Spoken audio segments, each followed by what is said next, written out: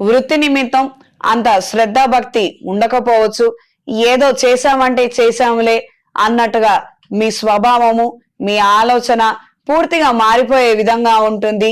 ఈ విషయాలలో మాత్రం జాగ్రత్తలు అవసరం. మనకి ఎదుగుదల లేదు, మన జాతకంలోనే ఏదైనా సమస్య ఉండుండొచ్చు. ఇది గ్రహించి మెలగండి.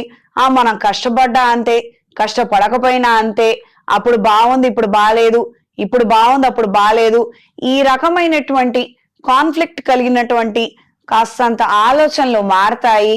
ఈ విషయాలలో మాత్రం తగు జాగ్రత్తలు అవసరం. ఉద్యోగరీత్యా శ్రద్ధతో మెలగగలిగితే అన్ని విధాలా బాగుంటుంది. కొత్త ఉద్యోగం కోసం చేసే ప్రయత్నాలు అంతంత మాత్రంగా ఉంటాయి. దూర ప్రాంతాల నుండి శుభవార్తలను వినగలుగుతారు. మానసిక సంతోషాన్ని, ధైర్యాన్ని కలిగి ఉంటారు.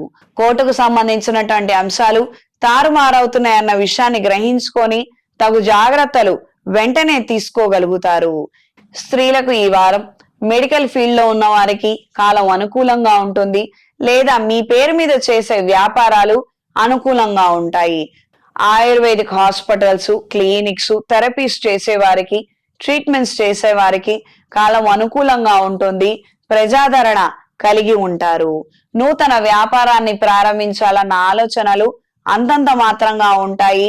ఆఖరి నిమిషంలో తరచూ మార్పులు రావటం చికాకు కలిగించే అంశాలకి కారణమవుతుంది. విహారయాత్రలు, తీర్థయాత్రలు చేయాలన్న ఆలోచనలు స్వల్పమైనటువంటి మార్పులు చోటు చేసుకుంటాయి.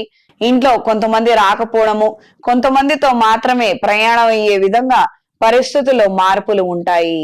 వాహనాన్ని మార్చాలన్న ఆలోచనలుగానే మిగిలిపోతాయి.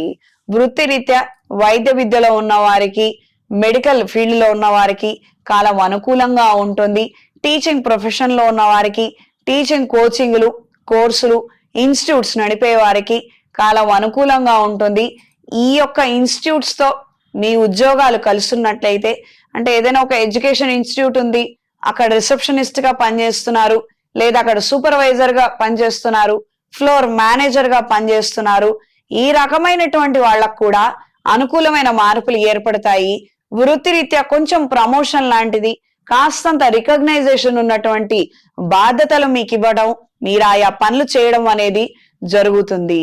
ఈ వారం ధనస్సు రాశి వారికి కలిసొచ్చే రంగు గ్రే కలర్, కలిసొచ్చే దిక్కు పడమర, కలిసొచ్చే సంఖ్య 3. ప్రతిరోజు లింగాష్టకాన్ని పఠించండి. ఆరోగ్యరీత్యా, వృత్తిరీత్యా సతమతం అవుతున్న వారు సౌరపాశుపత హోమాన్ని జరిపించండి. అనుకూలమైనటువంటి మార్పులు ఏర్పడతాయి. చేతికి సౌరపాశుపత కంకణాన్ని ధరించండి. పసుపు ఒత్తులతో, అష్టమూలికా తైలంతో దీపారాధన జరిపించండి.